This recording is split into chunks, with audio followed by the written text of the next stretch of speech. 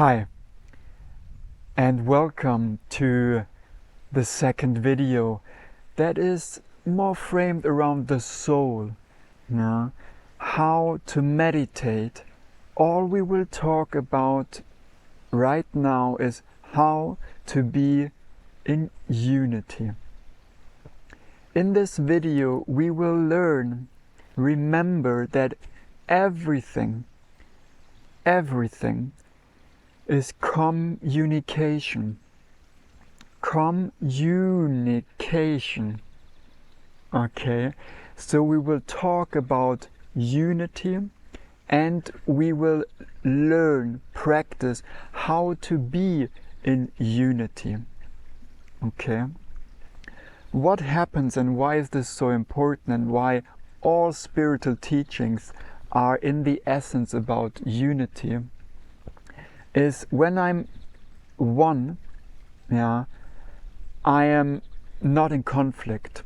When I'm splitting myself, and we will now focus on how the mind is constantly splitting things, creating duality.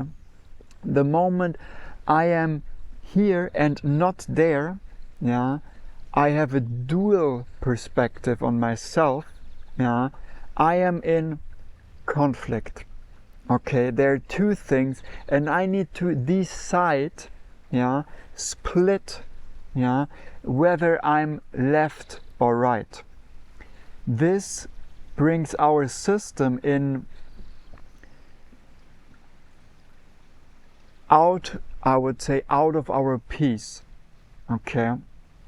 And all the teachings, all the practical teachings are about how can I come back to this unity and to be in peace within. Okay. Why is the mind doing this? Because this reality we're in can only exist when there is a here or a there. Okay, when there is past, present and future. Okay, when there is a body, mind and spirit. Okay, we are splitting our being up to be able to experience this reality. What the mind is doing, its main job is keeping us alive and to understand our surrounding. It is constantly framing into good or bad, harmful or peaceful. Okay, which is a very good thing. The only problem that occurs is when we give our mind too much power and it brings our essence out of peace, out of unity, and we start, and here comes the trick, identifying with a world that is split up, with ourself that is constantly splitting up, and separated from our, I would now frame it as origin, our inner home, our knowing that we are not separated, that we are in unity.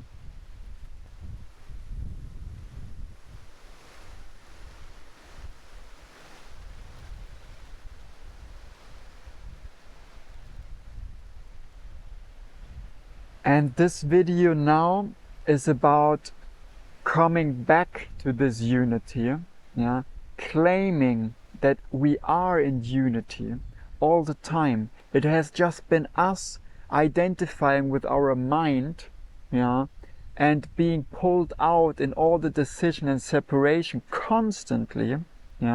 We've been conditioned on and created among that so much trauma and conflict.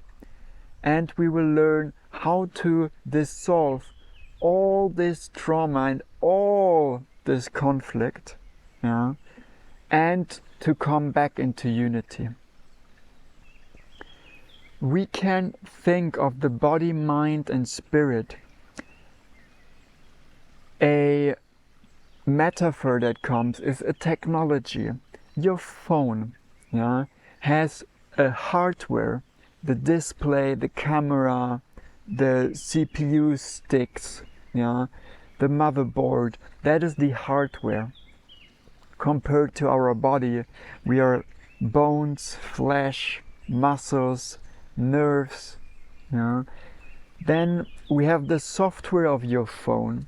That is the operating software. Yeah, an Android, an Apple, yeah, iOS device that receives updates so that the code can run on the hardware, using the hardware in the best possible way. Okay, that is the mind. As you have your mind, yeah, you're thinking, you're analyzing how to use your hardware and the surrounding in the best optimal way for you. Okay, we talked about the surviving of this world already, yeah, which is the main code, yeah, of your mind is survive. Okay, now what is the spirit, the body, mind and spirit? The soul, some people refer to. That is the very energy, the electricity that is running through your phone device, yeah, and through your body device. That is energy per se. Okay, it's just neutral energy to power your software and your hardware. That is the spirit that is in everything. Okay, so why do I explain this and use this example right now? Because this is where we will focus on now. We focus on just the energy. Okay, and why is this so powerful? Because the energy, the soul, the spirit is in everything. So when we focus on this, what are we focusing on? The unity with everything. Okay, unity lets our system be in peace.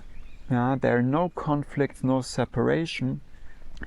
And this is when we are in our most potential, when we realize and can see ourselves not only from here, but also, and maybe this will happen from the outside, and we will see aspects of this reality we could not, because we've been in conflict. We now focus on the unity to come back into balance. And so much to the theory. We will now go into the practical part. Okay.